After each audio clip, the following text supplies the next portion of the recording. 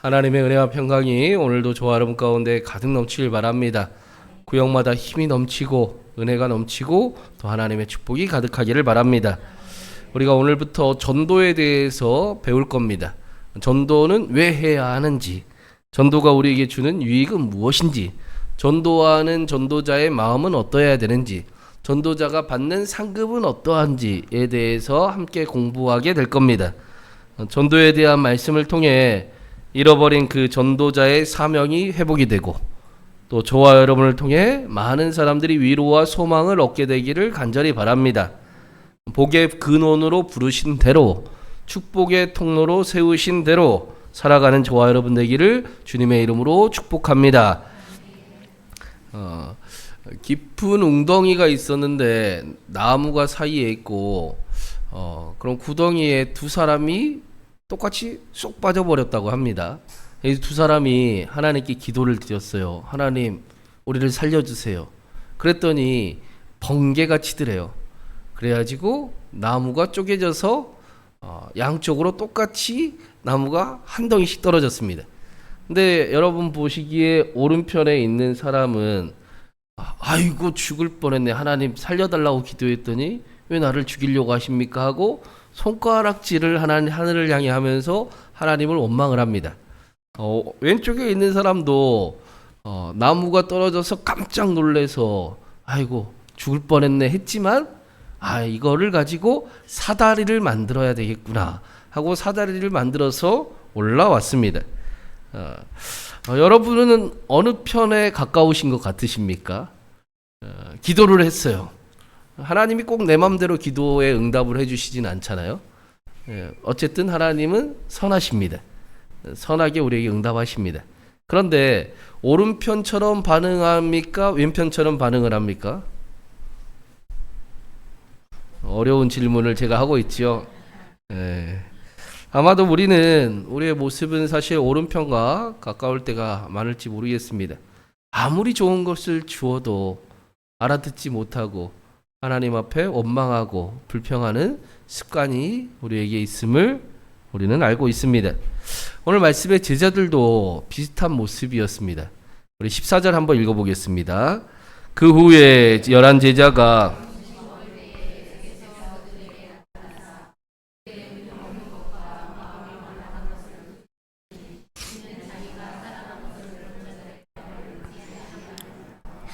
지금 이 장면이 그 요한복음의 그 마가다락방에서 제자들이 두려워 떨리며 모여 있을 때 그 모습을 마가복음은 한 절로 기록을 하고 있습니다. 제자들은 예수님의 죽음을 보고 두려워서 마가다락방에 숨어 있었습니다. 어떤 장면인지 아시지요? 사실 근데 이미 예수님의 부활에 대한 이야기를 사실은 들었습니다. 그러나 두려움이 사라지지는 않았습니다. 예수님의 부활을 들었지만 그 일이 실제로 자신에게 다가오지는 않았던 겁니다. 예수님의 부활을 알고 들었는데 믿어지지는 않았던 거예요. 그래서 어쨌다고 예수님의 부활은 부활인데 나하고는 별로 상관이 없는 부활처럼 느껴졌던 겁니다. 그래서 제자들은 두려워서 문을 잠급니다. 집에 문을 잠근다고 로마 군대를 막을 수도 없을 겁니다. 그렇죠? 로마 군인이 와서 한 방에 문을 부수고 충분히 잡을 수 있을 겁니다. 그러나 기껏 할 수 있는 일은 문을 잠그고 숨어서 시간이 지나기를 떨며 기다리는 일이었습니다. 부활을 목격했던 제자들의 모습이 이러했습니다. 이 모습을 보고 도마가 유명한 이야기를 했지 않습니까? 제자들이 우리가 예수님을 보았다? 라고 이야기하자 나는 예수님의 못자국을 보고 그 못자국에 손을 넣어보고 그 옆구리에 손을 넣어보기 전까지는 믿지 않을 거다라고 이야기를 합니다. 우리가 이 모습을 보고 도마의 믿음 없음을 이야기를 하곤 하는데 우리가 아니라는 사실을 요한복음 말씀을 통해서 우리가 배운 적이 있습니다. 기억이 잘 안 나시는 표정이지만 예수님의 제자들을 그 부활을 보고 믿지 않는 모습을 보고 도마가 그 이야기를 했던 것은 제자들의 모습이 전혀 안 믿는 모습 같았기 때문이에요. 기억이 나세요? 도마가 보기에는 다른 제자들이 예수님의 부활을 보았다, 부활하신 예수님을 만났다라고 하는데 그 전이나 그 이유나 똑같았습니다. 너네 모습을 보니까 부활하신 주님을 만난 것 같지가 않은데 나는 내가 예수님을 만나야 되겠다, 내가 부활을 목격해야 되겠다, 나는 내 믿음을 가져야 되겠다라고 이야기를 했던 것입니다. 도마의 생각에는 부활하신 예수님을 만나면 그렇게 살면 안 되는 겁니다. 그 얘기를 하는 거예요.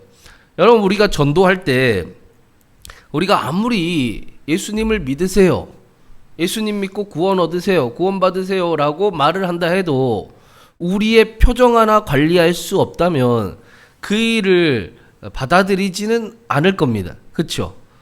당신이나 많이 믿으십시오 라고 이야기하는 게 태반입니다. 요즘 한국 사회가 전혀 예수님을 믿는다고 말하는 것과 사는 모습이 같지가 않으니까 세상이 손가락질을 하지 않습니까? 너희나 그래 믿어라 라고 하는 그런 시대를 우리가 살아가고 있습니다. 사람들은 우리가 믿는 예수님보다 예수님을 믿는 우리의 삶을 보기를 원합니다.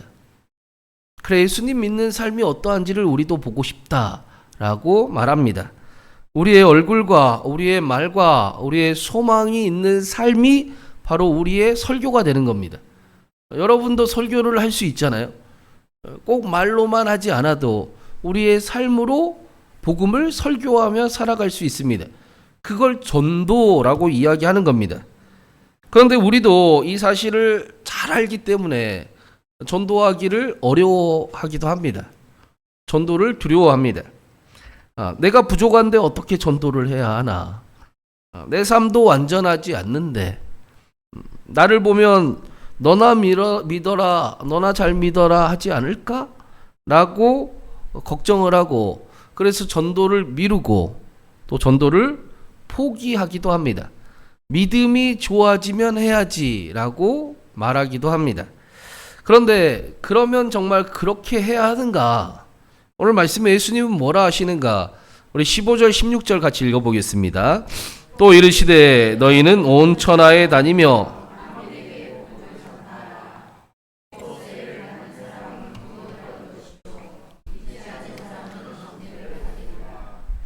14절에 분명히 예수님께서 제자들의 믿음 없음을 이야기를 하셨단 말입니다. 그리고 15절에 또 이르시되 너희는 온 천하에 다니며 만민에게 복음을 전파하라 라고 말씀하십니다. 여러분, 제자들이 믿음이 있는데 복음을 전하라고 하신 겁니까? 아니면 제자들의 믿음 없음을 보시고 복음을 전하라고 하신 겁니까? 여러분, 그러면 우리는 흔히 믿음이 좋으면 전도해야 된다고 생각을 하잖아요. 예수님은 믿음이 없으면 전도해라 라고 하시지 않습니까? 좀 다릅니다. 믿음은 숨어 있을 때 자라나지 않죠.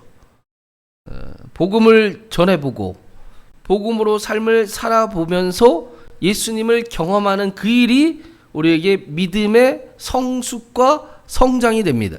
믿음이 자라나는 것이 되는 겁니다. 그래서 예수님은 전도가 우리의 믿음을 자라게 한다라고 가르쳐 주시는 거예요. 믿음이 없는 자들아, 온 천하를 다니면서 복음을 전해라. 그리하면 성령을 경험하게 될 것이다 라고 말씀하시는 겁니다. 오늘 말씀에 예수님은 믿음이 없음을 보시고 전도하라고 하셨어요. 그러니까 이제부터 우리는 이제 그런 말 하면 안 되잖아요. 내가 나중에 믿음이 좋을 때 하겠습니다. 내가 똑바로 할 수 있을 때 하겠습니다. 내가 사람들한테 본이 될 때 하겠습니다. 라는 말 하면 안 된다라는 거예요. 그러면 끝없이 신앙이 자라나지 않는다라는 겁니다. 여러분, 신앙이 믿음이 좋아지기를 원하십니까? 성장하면 좋으시겠어요? 그러면 전도하세요. 전도하지 않으니까 전혀 전도를 잃어버리니 전혀 믿음이 자라날 생각을 안 하는 겁니다. 하나님을 경험할 일이 없습니다. 믿음이 그 자리에 머물러서 내가 믿음이 있는가 없는가 고민하게 만드는 신앙생활을 하게 되는 겁니다. 실제로 우리가 전도할 때 믿음이 자라는 것을 우리가 보게 됩니다. 여러분, 전도를 하려면 어떻게 해야 됩니까? 먼저 나를 살펴야지요. 살피게 되지요. 내가 복음을 전할 수 있을까? 나보고 어떤 생각을 할까? 하고 내 믿음과 삶을 점검을 하게 됩니다. 나는 과연 복음대로 살아가고 있는가? 라는 사실을 돌아보고 내 말과 내 삶이 하나 되기를 기도하기 시작하죠. 이해가 되시지요? 그래서 전도는 다른 사람을 변화시키기 전에 먼저 나를 변화시키는 일이 됩니다. 또 실제로 해보면 내 힘으로 안 되는 것도 경험을 하지요. 내 힘으로 아무리 애써도 사람은 사실 잘 변하지 않습니다. 하나님이 만나 주셔야 되고, 하나님이 도와주셔야 되고, 하나님이 말씀하셔야 하나님의 열매가 맺어짐을 우리가 경험으로 알고 있습니다. 그래서 전도하기로 마음만 먹어도 우리의 삶의 변화가 시작이 되는 거예요. 믿음이 자라기 시작이 되는 겁니다. 여러분, 믿음이 자라기를 원하십니까? 그럼 이제 전도하기로 우리가 마음을 먹어봐야 되겠습니다. 그렇죠? 복의 근원으로 살아가려고 마음을 먹어야 되겠습니다. 나는 내 입술에 축복만 말할 것이다. 하나 되는 말만 할 것이다. 하나님이 기뻐하는 말만 할 것이다. 내 표정에 축복의 통로가 되는 일을 살아갈 것이다. 그렇게 마음을 먹고 우리가 살아보는 겁니다. 그래서 예수님은 믿음 없는 제자들에게 가라라고 오늘 말씀하시는 거예요. 믿음이 생기면 가라가 아니라 가면서 믿음을 배우라라고 말씀하십니다. 실제로 제자들은 전도하기 시작하면서 담대해지기 시작했습니다. 두려워 떨며 숨어있던 제자들이 전도의 길을 걸어가면서 성령을 경험하고 성령의 충만함이 나타나고 기도의 응답을 경험하기 시작을 했습니다. 숨어있을 때는 두려움만 보였는데, 믿음 없음만 보였는데 나가니 살아계신 예수님을 경험하게 되었습니다. 삶으로 살아가니 살아계신 하나님을 만나기 시작을 했습니다. 전도는 믿음이 좋은 사람이 하는 게 아니잖아요. 믿음에 좋은 사람만 하는 게 아닙니다. 전도는 믿음을 자라게 하시는 하나님의 방법입니다. 예수님께서 그래서 믿음이 부족한 제자들에게 가라라고 말씀하시는 겁니다. 예수님께서 그래서 오늘도 믿음이 부족하다라고 여기는 우리에게 가라라고 하시는 겁니다. 여러분, 전도하실 겁니까? 그러면 이번 주에 한 명씩 모시고 올 거예요. 여튼 그 순종 속에 제자들은 부활의 증인이 되었고 세상을 변화시키는 사람들이 되었습니다. 여러분, 그리스도인으로 살아보고 싶으십니까? 그러면 전하는 삶을 사십시오. 날마다 자신을 점검하고 내 입술에 파수꾼이 세워지기를 바라고, 내가 복의 근원이 되기를 소망하고, 내가 하나가 되는 말을 하는가, 합형케 되는 입술을 가지고 있는가, 내가 축복의 삶을 살아가는가를 점검하며 믿음으로 살아가기를 힘쓰는 저와 여러분 되기를 간절히 바랍니다. 제자들이 스스로 부족했지만 보냄을 받았던 것처럼 하나님은 부족한 우리를 오늘도 보내십니다. 그리고 하나님의 일을 이루게 하십니다. 하나님이 하심을 경험하게 하십니다.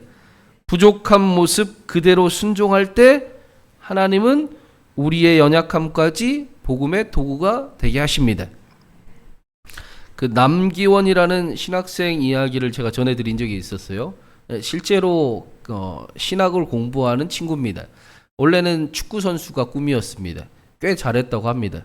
그런데 중학교 올라가면서 중학교 때 희귀병을 발견을 하게 돼요. 그래서 시력을 다 잃어버립니다. 점점 시력을 다 잃어버리고 이제 축구를 할 수가 없습니다. 꿈을 접어야 되는 상황이 됐습니다. 그런데 다행스럽게도 이 친구에게 신앙이 있었어요. 하나님, 이 일이 나에게 무슨 일입니까? 울고 불고 하나님께 기도하고 매달리다가 신학의 길을 걸어가게 됩니다. 눈이 안 보여요. 눈이 아예 안 보이는데 신학교에 입학을 합니다. 그리고는 해남의 완도의 완도 해남 일대로 전도 여행을 신학교에서 떠났습니다. 가서 전도를 하는데 이 남기원이라는 학생이 전도한 분이 글을 읽지 못하는 노인 할머니였습니다. 나이가 연세가 많으신, 예전에는 글을 읽지 못하는 분들이 꽤 있었지 않습니까? 지금도 연세 드신 분들은 이제 배울 기회가 전혀 없어서 글을 읽지 못하는 경우들이 있잖아요. 근데 이 친구가 그 할머니에게 복음을 너무 전하고 싶었어요. 그래서 할머니, 예수님을 믿어보세요. 그 할머니의 말은 나는 눈이 안 보여서 성경도 못 읽고 나는 창피해서 교회 못 나간다 라는 대답뿐이었습니다. 그런데 그 친구가 할머니 아니에요. 나는 눈이 아예 안 보이는데 그래도 하나님을 만났습니다. 하나님이 나를 사랑하십니다. 저를 보세요. 제가 신학교에 다니고 있어요. 라고 이야기를 하는 겁니다. 자신의 연약함을 하나님이 선교의 도구로 사용하시는 것을 경험을 하게 됩니다. 그래서 꿈꾸며 신학교를 지금도 다니고 있습니다. 하나님께서 우리의 연약함을 선교의 도구로 사용하십니다. 사랑하는 여러분, 우리는 복의 근원이잖아요. 그렇죠? 우리는 축복의 통로지 않습니까? 우리가 복의 근원으로 축복의 통로로 살아가기를 바랍니다. 믿음 없으면 하나님께 문제되지 않아요. 순종하지 않으면 문제가 될 수 있습니다. 가라라고 말씀하십니다. 그리하면 하나님이 채워주실 것입니다. 하나님, 내가 그 길을 걸어가면서 날마다 나의 믿음을 점검하고 내가 축복의 통로로 살아가기를 간절히 바랍니다. 내가 하나님을 더 알아가게 하여 주시옵소서. 그렇게 하나님의 복된 삶을 살아가는 저와 여러분 되기를 간절히 바랍니다. 날마다 우리의 입술에 사람을 살리는 말들이 가득하고 축복하는 말이 가득하고 또 하나 되는 말이 가득하고 또 하나님의 나라를 이루는 말들이 가득하기를 힘써서 우리의 말과 우리의 생각과 우리의 표정이 복음의 설교가 되기를 간절히 바랍니다. 그 일이 저와 여러분의 믿음을 자라게 하고 예수님을 닮아가게 하며 그렇게 말씀대로 축복의 통로로 살아가게 하시기를 주님의 이름으로 축원합니다.